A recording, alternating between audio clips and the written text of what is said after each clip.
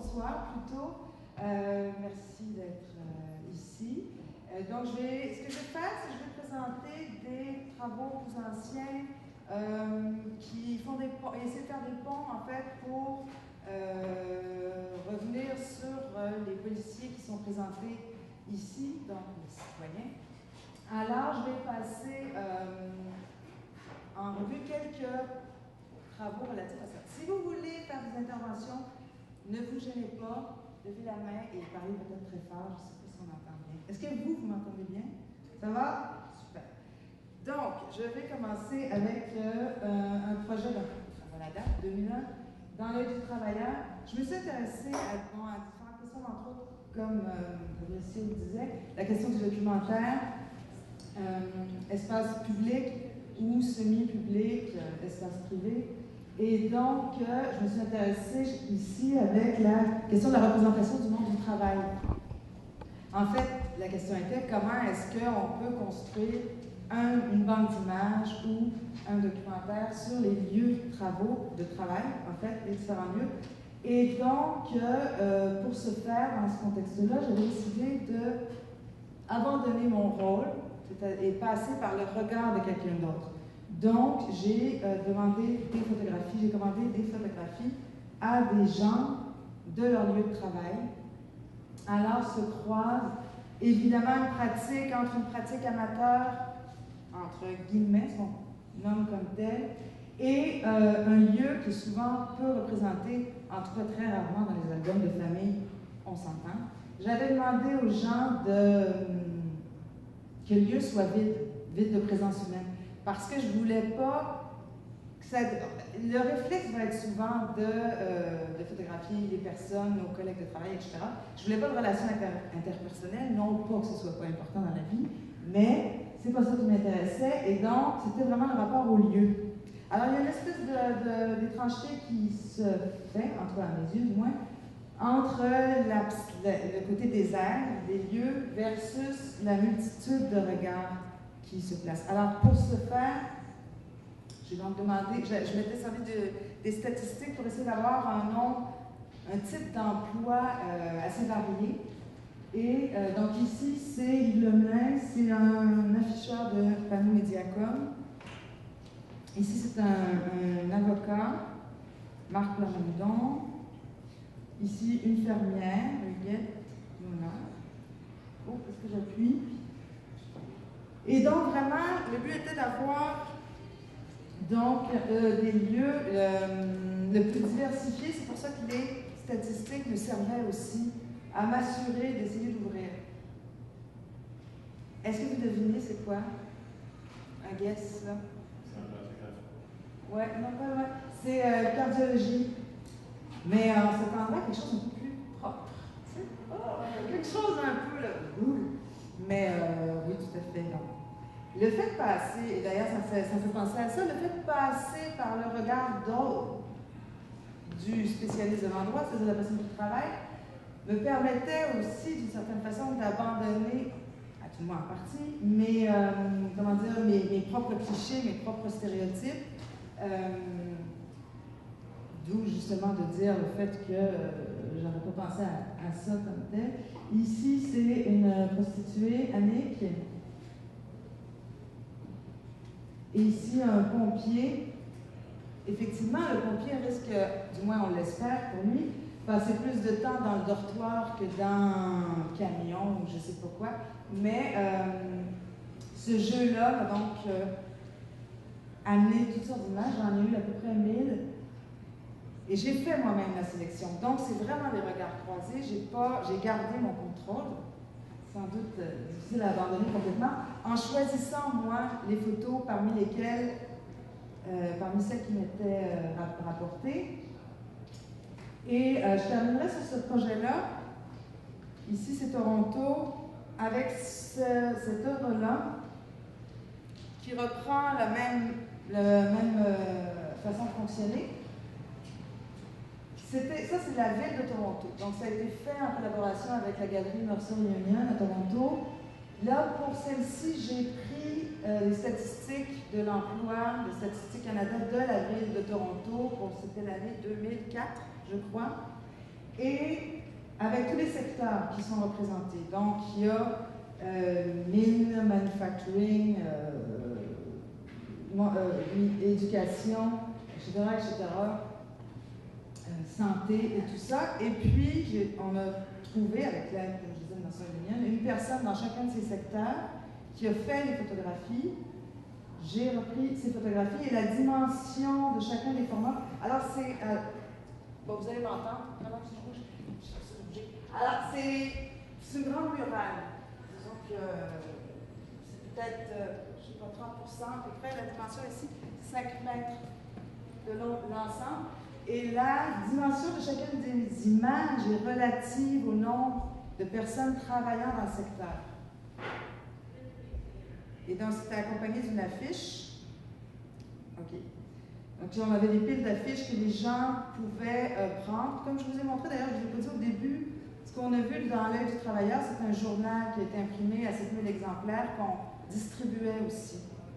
Et c'était assez marrant parce qu'on en distribuait partout, dans les rues, dans le cadre du mois de la photo 2001. Et puis, je regardais un peu la réaction, et la première réaction, c'est vrai que tu dis, c'est quoi? Parce que tu cherches ta pub. Il n'y avait pas de pub dans le journal. Donc, tout à coup, c'est comme si... sur quoi ça s'assoit, effectivement. Bref, pour revenir à ici, donc le nom des photographes travailleurs sont indiqués, de même que le secteur auquel ils appartiennent. Et là, on voit dans le plus petit, c'est ça, c'est mining. Évidemment, pour la ville de Toronto, des mines, il n'y en a pas des masses. Le plus grand, c'est manufacturing. Et donc, il y a un croisement entre une vision individuelle et personnalisée, je dirais, versus un panorama statistique de l'ensemble de la situation pour la ville de Toronto à un moment précis dans le temps. Et ce croisement-là m'intéressait. Donc, des questions de stratégie de représentation d'espace, comme je disais, public, semi-public, les lieux de travail, ça peut avoir toutes sortes de très ambigus par rapport à ça, ça dépend lesquels, évidemment, m'ont toujours intéressé et c'est ce qui va m'amener aussi au policier un peu plus loin.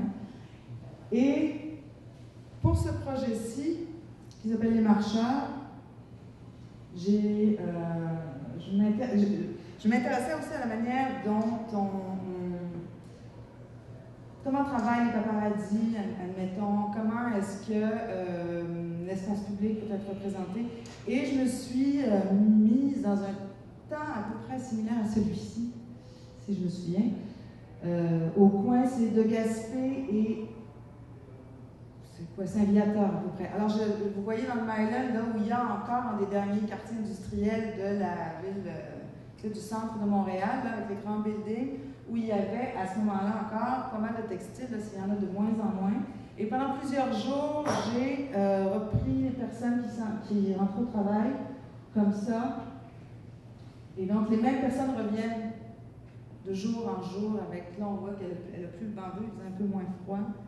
Et toujours ce regard un peu en soi, disons, peut-être luttant contre le froid.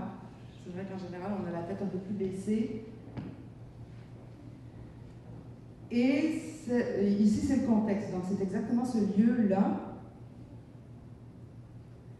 Ici, c'est le terrain vague à l'arrière.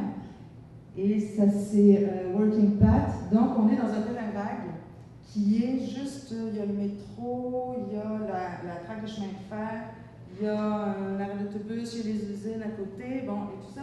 Et ça recrée toute une circulation qui marque littéralement la neige, un peu en dehors de ce qu'on aurait pensé à un urbanisme prévu.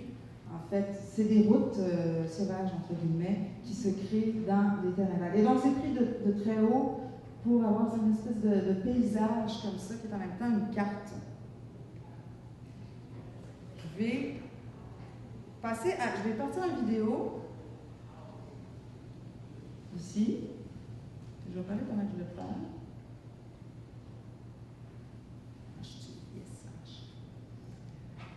Donc, la question espace public. Cette œuvre-ci, Guardia Resguarda-me, c'est le gardien, garde-moi, Liège-moi. C'était dans le cadre d'une exposition au MAC sur le territoire urbain. Et donc, je m'intéressais à la question du droit aussi à la représentation dans l'espace public. Est-ce qu'on peut pas faire des photos, nanana, je vois dessus, je vois pas. Et partant de là, je me suis dit, oui, mais les caméras de surveillance, eux autres, ils roulent, personne s'en soucie. D'ailleurs, on ne sait jamais si quelqu'un ou pas les regarde, en fait.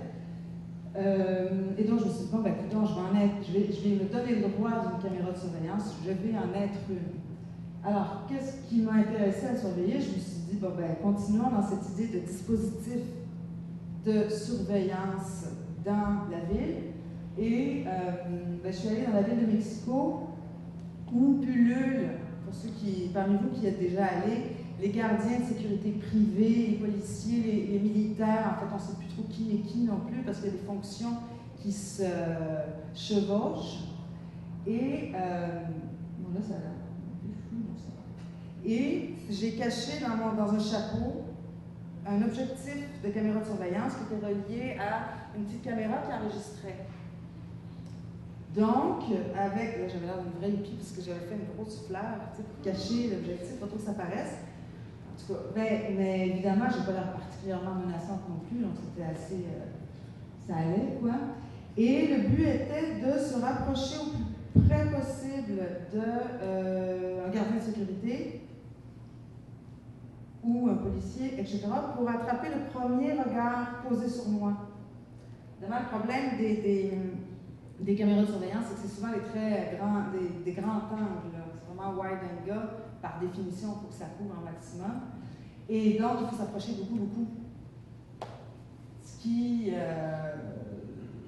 allait à Mexico, parce qu'il y a beaucoup de gens, une population très nombreuse, donc les gens sont plus habitués j'allais dire de se coller, j'exagère, mais en tout cas, plus grande proximité. J'ai essayé en France, mauvaise idée. Ça ne marchait pas du tout.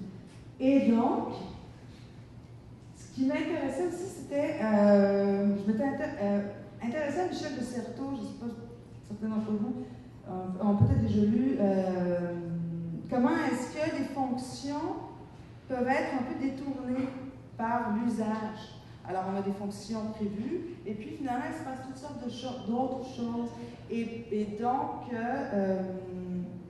on a la rencontre de deux systèmes de surveillance, c'est-à-dire moi, une caméra, et un gardien ou un policier qui est là aussi pour surveiller, qui se rencontrent, mais aussi il se passe toutes sortes la vie qui s'immisce comme ça dans la fonction et qui devient du coup un peu parasité par la vie, littéralement.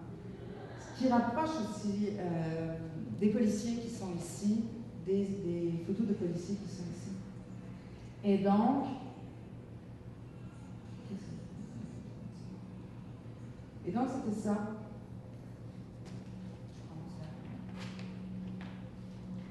C'était présenté en 5 écrans. Il y avait, donc chaque écran est peut-être, chaque projection était peut-être comme ça. Pas très précis, mais bon. Et puis, il y avait 25 bandes qui partent pas toutes en même temps, mais qui s'arrêtent toujours au même moment où le se retourne.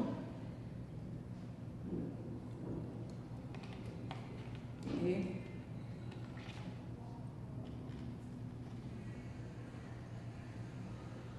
voilà.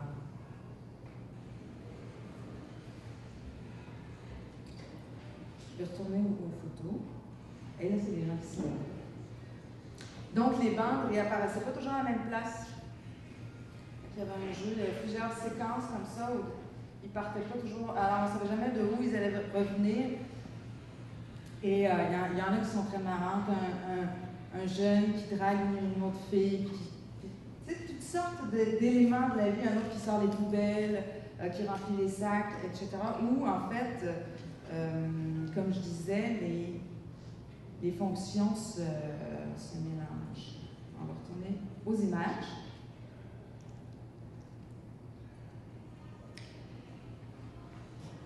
Partant de là, en fait, toujours comment on construit une photo et à quoi sert une photo? À quoi sert une caméra de surveillance? Est-ce qu'on peut la parasiter justement, un peu comme avec le mixé? Comment on traite les événements? Comment les images circulent à travers les médias, entre autres? Je me suis intéressée à des faits divers, pour voir comment fonctionnent les journalistes de presse, les photographes de presse. Et donc, je m'étais dit, OK, je vais les imiter. Je vais essayer de faire pareil.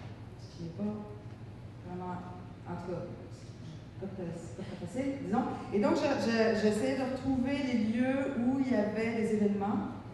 Donc, j'avais fil de presse sur Internet. On m'avait fabriqué une radio qui scanne les fréquences de police. Je ne sais pas pourquoi, j'ai juste attrapé celle de Laval. Alors, je savais tout ce qui se passait à Laval. Ceci dit, je ne comprenais pas grand-chose parce qu'il parle beaucoup par code, en fait. Et donc, ça restait un peu obscur pour moi, mais j'essayais dans les nouvelles et tout ça, j'essayais d'arriver en même temps dans la course ou, a posteriori, comme ici, de retrouver des lieux. Donc là, il y avait une descente à Brossard de la police de Laval. Ça avait fait toute une histoire. Et il y avait une fusillade dans cette maison pour une histoire de drogue. On est à la limite entre une photographie d'agence immobilière aussi. Donc c'est des grands, elles sont présentées, elles sont tirées très grandes comme ça. Je suis toujours aussi précis dans mes dimensions. Ici, c'était, je regardais comment, mettons, le Journal de Montréal utilise les images dans le quotidien. Et puis, ça m'avait frappé parce que, à chaque fois qu'il parlait d'Ahmed Ressam, je ne sais pas si certains d'entre vous se rappellent d'Ahmed Ressam, qui était un jeune homme qui est accusé de terrorisme, qui avait essayé à l'an 2000 de passer par la frontière vers Vancouver pour aller vers les États-Unis dans le but de commettre un attentat. Et bon, il s'est fait arrêter et il est toujours détenu là-bas. Et donc, à chaque fois qu'on parlait d'Ahmed Ressam, on mettait une photo de son appartement à Anjou. Alors, Ahmed Ressam, tu vois une photo d'appartement. C'est bizarre un peu. Pour souligner, en fait, son caractère montréalais. Et donc, j'ai essayé de faire des recoupements, retrouver l'endroit et de retrouver l'appartement en question. Voilà. Finalement, comme je vous disais, je me suis rendu compte que moi et les scanners, c'est pas tout à fait évident. J'ai travaillé avec un photographe du Journal de Montréal, c'était avant ancienne version, là, avant le conflit de travail qu'il y a eu il y a quelques années. Et donc, j'ai pu suivre un peu le photographe et travailler avec lui. Puis lui, il est équipé en scanner. Il y en a comme 8 dans son camion. Donc, les ambulanciers, les pompiers, les policiers, les ci, les ça, ses informateurs et tout ça. Et c'est une véritable course entre les journalistes pour savoir qui va décoder ce que disent les policiers, arriver les premiers sur les lieux. Donc ici, c'est un triste accident de la route. Puis on me dit non, mais ça passera sans doute pas parce que c'est un caractère trop banal dans cet événement. Ici, c'était accident de travail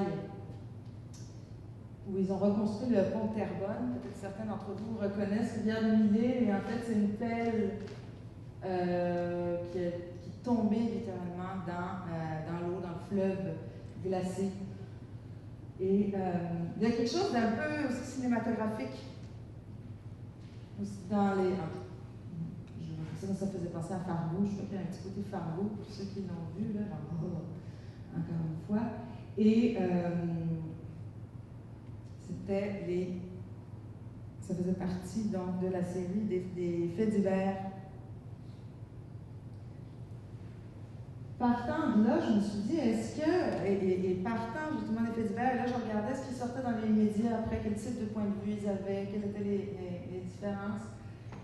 Partant de là, je me suis dit, est-ce que, dans le fond, l'usage policier serait tellement différent d'un usage journalistique? C'est-à-dire qu'évidemment, le but n'est pas le même. La photographie policière, elle cherche à créer des preuves ou chercher des indices. La photographie de presse, à vendre des journaux, on pourrait dire, ou informer.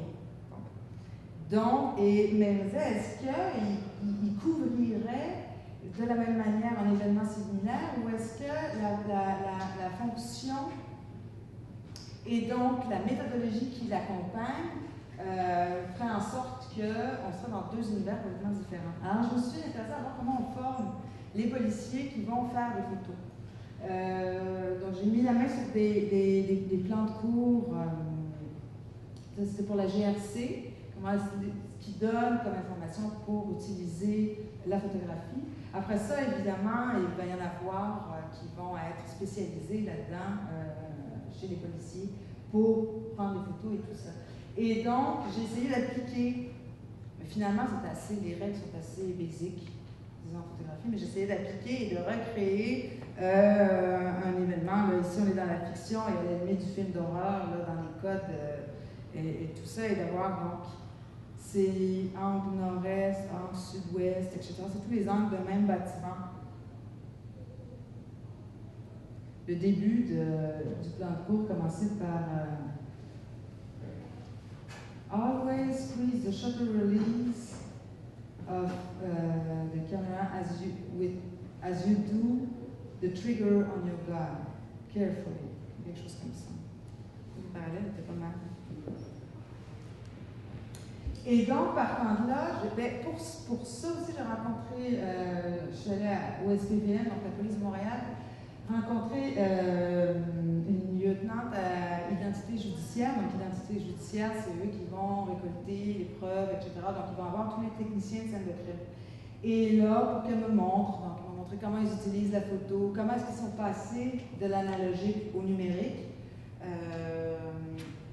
et comment, bon, ils cherchent à s'assurer qu'une photographie soit acceptée en cours. Parce qu'évidemment, tout est une question de bataille pour pouvoir faire accepter ces preuves. On l'a bien vu d'ailleurs aujourd'hui, ou hier, je ne sais plus, avec le commissaire Charbonneau. Mais, et donc je disais, oh, vous ne voulez pas m'emprunter? Moi, je voulais voir des vraies photos, je voulais voir si toute la méthode et la rhétorique autour de, justement, utiliser votre appareil photo comme vous utilisez votre arme ou surtout, il ne faut pas appeler les émotions. Il y avait ça aussi dans les textes donnés aux étudiants de l'école de police. Et où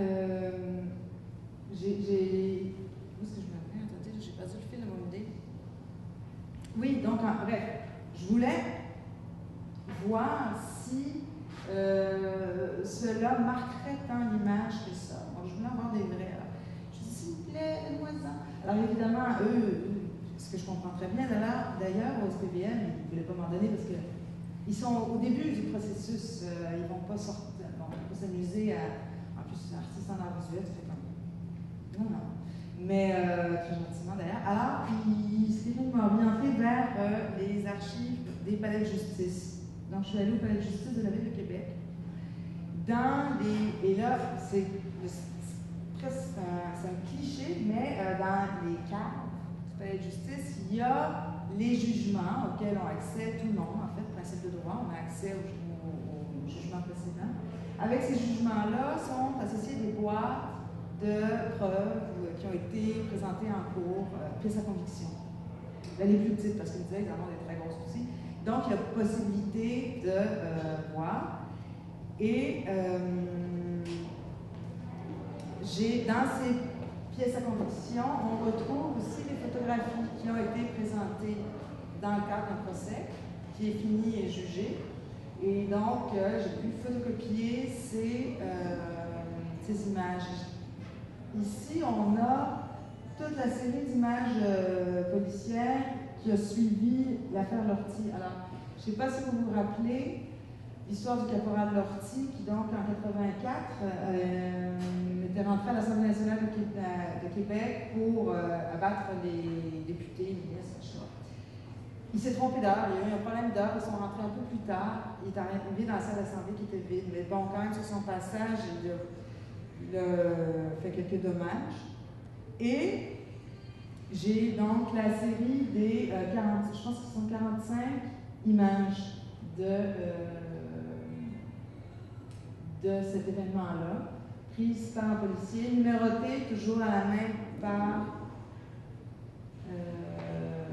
les policiers.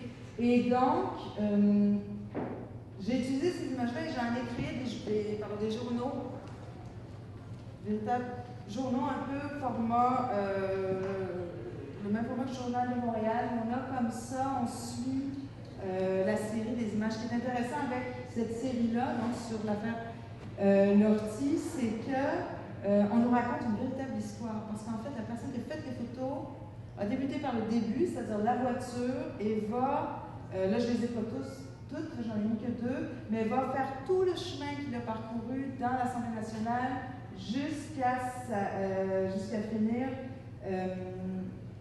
dans la grande salle, jusqu'au fameux trône où il va s'asseoir par la suite. Et donc, on est face à une série extrêmement narrative de photographie de police. Et en même temps, tout l'aspect, là, c'est une question de perception, mais tout l'aspect clinique, elles sont très accidentées, ces photos-là. Il y a beaucoup de surexposition, des flous, des bougées, etc. On n'est pas du tout dans quelque chose, on n'est pas dans du 4x5 super défini du lieu. Et ici, c'était les images fournies par l'armée, je ne sais pas c'est quel corps, parce que lui appartenait donc l'armée de Québec, je ne sais plus comment il s'appelle, etc., où il y avait les dépôts d'armes et c'était fourni en armes avant de partir. Donc, premier travail, et je me suis intéressée à un deuxième cas. D'ailleurs, ici aussi, ça me fait penser aux images sur les faits divers qu'on a vus tout à l'heure avec l'appartement d'Amélie Ressam et tout ça. Je me suis intéressée plutôt à des événements, comment dire, entre guillemets, publics ou plus anonymes ou qui ont un caractère public ou social, etc. Parce que quand je suivais les faits divers et tout ça, il y avait toutes sortes d'histoires familiales, intimes et ça. C'est comme si on rentrait dans quelque chose d'un peu plus intime, alors des histoires comme l'affaire Lortie, qui a été hyper médiatisée, devenait quelque chose d'un peu plus moins dans des histoires de famille, disons. Ici, on est, le deuxième cours auquel je me suis intéressée, c'est homicide. J'ai oublié le nom du titre exactement, là. C'est genre assassinat de détenu par son co-détenu. Donc, c'est dans une cellule. Ça accompagnait la série de photos, le plan de la cellule. Et on a ici donc toutes les photographies policières du lieu. Celle de Lortie est en noir et blanc, celle-ci est en couleur, mais le scan, parce que moi je t'ai invitée, en fait, parce que j'avais pas le droit aux archives du palais de justice d'amener un appareil photo ou d'amener mon propre scanner. Il fallait qu'on passe par leur photocopieur qui met en noir et blanc et qui génère une énorme trame.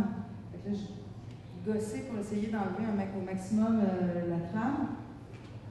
Mais on est dans un traitement d'un lieu complètement différent où on n'est plus dans un aspect narratif, mais comme on est dans un espace très petit, la cellule, là aussi il y a à peu près 45 images, on est plutôt dans le scan de l'espace. On va scanner, donc littéralement faire le tour comme ça de l'espace. Et ça devient un documentaire. Ça devient, autant avec l'autre, on avait l'histoire, la narration de l'événement. Ici, on a une forme de documentaire très brut de la vie de détenus, en fait.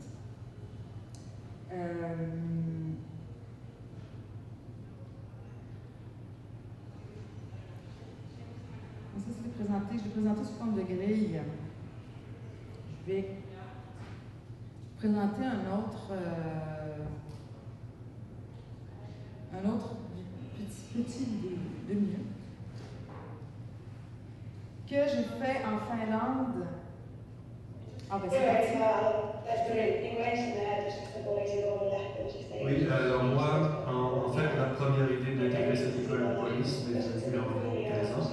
Je ne sais pas d'où c'est venu, mais petit à petit, l'idée a commencé à faire son chemin. Et un peu après le lycée, je suis parti d'abord pour un an aux États-Unis comme jeune fille au pair. Et c'est là-bas que j'ai décidé que quand j'allais revenir, j'allais faire une demande d'admission à cette école de police. Il y avait comme une certaine envie de jouer un rôle dans cette société et j'ai eu le sentiment que dans ce métier, ce serait possible, en tout cas dans une certaine mesure, et aussi une sorte d'envie d'aider les gens en faisant partie également.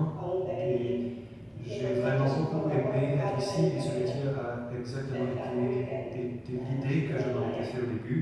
Les gens ici sont vraiment sympathiques puisque je suis toujours là et j'espère que quand on sera sur le terrain, après cette formation, ça sera pareil, agréable aussi et je pense que ça le sera. Eli mun haave on ollut jo pitkään päästä poliisiksi. Alors mon rêve depuis longtemps déjà c'est de devenir policier. Ce rêve est en fait vieux de plus de 20 ans déjà. J'ai déjà un certain âge et j'ai été attaché commercial avant et ça a commencé à me taper sur les nerfs et j'ai pensé essayer si je pouvais réaliser mon vieux rêve d'une façon ou d'une autre. Puis j'ai commencé à essayer d'améliorer mon finnois et les choses physiques, ce que je pensais être utile pour les examens d'entrée. Puis la principale raison est sûrement tout simplement l'envie d'aider.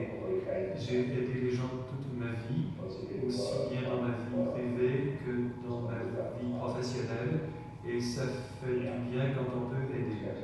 Et maintenant, j'ai eu la chance de pouvoir être ici et d'étudier ce que je veux et de finalement devenir policier en temps opportun. Voilà. Donc, ça fait partie d'une plus longue bande où ils sont 7 étudiants de l'école de police en Finlande qui font un peu comme le fait Nicolette ici, c'est-à-dire font tous les policiers pour le territoire, en leur demandant simplement, ça s'appelle la motivation, puis en leur demandant simplement de me dire ce qui les avait motivés ou ce qui les motivait à devenir policiers. En même temps, vous voyez, l'image est un peu brute, un peu carrée, avec le fond en arrière, avec les lignes en arrière et tout ça. Un peu texture mock-shot, un peu d'une certaine façon.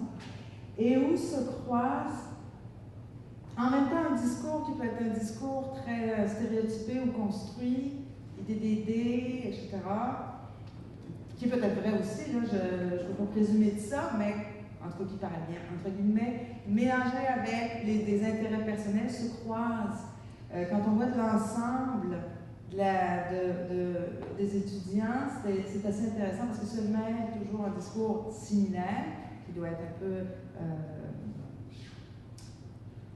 classique, disons, avec des intentions individuelles et personnelles qui s'y mélangent. C'est assez drôle aussi, c'est que moi je parle pas finnois et donc je leur avais demandé, parce qu'ils m'ont posé des questions, est-ce que vous voulez en anglais ou en finnois? Puis je me suis dit, bon ben, allez-y dans votre langue, sauf que je savais pas du tout ce qu'ils me disaient. Ça a pris un mois après, le temps que je fasse tout traduire, ils me disaient un peu après, mais pour savoir ce qu'ils étaient en train de me dire, je disais, super. Mais, et donc j'ai été chercher une voix par-dessus, en voix off, qui fait un peu à la manière de la traduction simultanée qu'on pourrait retrouver. Oui? Pourquoi tu es en Finlande au lieu de Nicolette? Tout à fait. J'ai essayé d'ailleurs, j'ai pas eu de. Parce que j'y étais, tout simplement. Un hasard? Un hasard, oui. Ben oui, d'une certaine façon, parce que j'y étais. J'ai essayé à Nicolette, puis j'ai pas eu de. Bon, j'aurais peut-être pu hésiter, mais c'est plus difficile. En Finlande aussi, quand je suis allée, j'ai travaillé aussi dans le Nord avec un policier et les liens c'était plus accueillant. Je ne veux pas dire que les Nicolette ne sont pas accueillants, c'est pas ce que je veux dire, mais c'était plus facile pour un artiste en art visuel, je pense. d'avoir certains liens. Mais ce serait à voir ou à tester encore. Tout à fait. Et donc, je vais terminer avec les photos qu'on retrouve, voilà, dans l'expo. Les citoyens. Donc, qui sont des images prises dans le cadre d'une manifestation contre la violence policière. J'ai même oublié la date. C'est quoi la date? 2006, je pense. Non. 2009, merci. Et donc, c'est les traditionnelles manifestations du 15 mars, autour du 15 mars, qui se font autour de la question de la brutalité policière. Et puis, je m'intéressais à ce croisement entre la fonction, encore une fois, un peu comme on retrouvait chez Dorados au Mexique, et en même temps, l'individu. C'est d'aller chercher l'individu dans une fonction très visible comme ici. Et puis, ça m'a tenu aussi quand j'avais suivi le photographe du Journal de Montréal. Puis je lui ai demandé, est-ce que les policiers, tu leur demandes la permission pour les photos? Non, là, parce qu'ils font partie de l'événement. Quand on a un événement X, comme un politicien, admettons, on va prendre des photos. Puis là, je trouvais ça intéressant parce que je me disais, est-ce qu'ils ont un statut différent d'un individu à partir du moment où on porte l'uniforme? Et donc, à ce moment-là, est-ce que toutes les questions de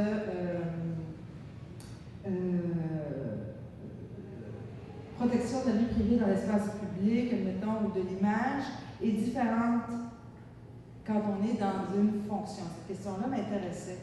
Et puis, à ce moment-là, de jouer aussi entre la question de la fonction et de l'individu qui est aussi un peu ailleurs dans sa tête. Aussi. Voilà. Et là, je me suis dit, mais c'est intéressant à ce moment-là, les policiers ou policières, pour vraiment poser cette question-là. Mais c'est pas évident non plus à photographier des policiers qui travaillent et qui se promènent en voiture et tout ça. Mais les manifestations, tout le monde est immobile jusqu'à temps qu'on ait le droit de bouger. Et donc, par définition, quand on est en déployé, on attend les ordres et on ne bouge pas, ce qui fait parfait comme cible. C'est parce que moi, et en même temps, c'est des événements qui sont hyper couverts. Il y a un nombre incalculable toujours de photographes, autant professionnels qu'amateurs. Et moi, j'avais un appareillage un peu plus gros, évidemment avec le trépied, le machin. Mais, et donc, c'était vraiment d'essayer d'aller chercher un regard à travers le casque, en fait. Et donc, le casque de l'anti-émeute devenait intéressant aussi, parce que là, tu es vraiment comme dans une bulle. Lui, il a l'air particulièrement d'un cosmonaute, mais tu es complètement dans ton monde, d'une certaine façon. Alors, il se déploie à la fois une proximité, parce qu'on est proche du visage, proche du regard, puis en même temps un isolement. Et on a ici dans le casque, dans la visière, le reflet, on est à l'angle Bleury, Sainte-Catherine, on voit le Belgo et tout ça, là sur le côté. On peut se situer vraiment avec ce miroir, en fait, de la ville et de ce qui se passe de l'autre côté. Mais il fallait faire vite, quand même. Est-ce qu'ils se sont opposés? Est-ce que tu les photographies ou est-ce qu'il y en a qui se sont opposés qu'on a juste eu un traité? Je n'ai pas posé la question. C'est des contextes où, pour ceux, peut-être certains d'entre vous ont participé à des manifestations, ce n'est pas des contextes où on peut poser une question. Et l'autre chose, c'est des contextes qui vont être extrêmement médiatisés, comme je disais tout à l'heure, où la couverture de la manifestation va être diffusée différentes. Évidemment, ici, on a un cadrage qui est un peu plus serré. Je peux avoir un cadrage un peu plus large, j'aurai la scène. Voilà. Mais ça, c'est fait au super travesti, j'imagine. J'ai un 300. Vous n'êtes pas collé dessus. Ben, 300, 200, à peu près au mur. À peu près. À peu près au mur. Mais oui, il faut avoir pour aller chercher ça et avec une certaine qualité aussi. Là. C'est parce que sinon on pourrait agrandir. Pourquoi juste leur visage et pas les hommes ou les policiers en entier avec leur uniforme justement et avec tout ce qu'ils peuvent représenter? Pourquoi juste le visage? Parce que c'était vraiment le regard qui m'intéressait, c'est-à-dire c'était le costume on le connaît, on voit la fonction on la connaît, la place que ça va prendre dans une rue et tout ça, le déploiement, mais j'avais envie d'aller un peu plus proche pour aller chercher un regard et cette forme de sensibilité aussi. Est-ce que c'est pour humaniser la fonction policière? C'est-à-dire que, ça pourrait peut-être être interprété comme ça, mais c'est pas mon but comme tel. Mais quand je reviens à Michel de Certeau et les fonctions que chacun porte, que chacun doit tenir, admettons, et les usages qui fait qu'on pervertit toujours un peu les choses. Et comme on avait avec les gardiens, admettons, au Mexique, il y a quelque chose là-dedans d'un peu anarchiste ou large, mais quand on regarde ailleurs, on est en dehors un peu, on échappe à cette fonction-là quand on regarde. Et ça, je trouve que c'est une question intéressante, c'est-à-dire que l'individu, dans une position précise, peut aussi se promener, en sortir, y revenir, etc. C'est un peu la même chose avec soit les agents de sécurité ou les militaires ou à Mexico, c'était aussi, vous avez dit aussi que c'était leur premier regard en fait que vous cherchez. Oui, le premier regard posé sur moi et tout ça. Mais là ici on a les buildings dans le casque. Mais du coup, à partir du moment où on ouvre des possibilités comme ça, on se responsabilise chacun et vous aussi d'une certaine façon. Donc non, il n'y a pas de question de défendre ou d'accuser. Ce serait un premier niveau à ce moment-là. Mais plutôt d'essayer d'initier un peu d'humanité et de sortir de sa fonction. Oui? La police n'est pas revenue après du fait qu'il y avait leur numéro matricule sur le casque. Ils sont dit c'est pour des faits artistiques, finalement, on s'en fout. J'en sais rien. Ceci dit, effectivement, c'est pour des fins artistiques. Les matricules, ils sont là justement pour qu'on puisse les voir. On ne pourrait pas dire on n'a pas le droit de voir un matricule, parce que sinon le matricule n'aurait plus de raison d'être. On a 728 qui c'est là. Oui, mais justement, c'est parce qu'ils sont obligés d'avoir ces identifications-là. Parce que pour pouvoir retourner à la personne. Mais donc ça ferait pas de sens de ne pas vouloir qu'on les voit.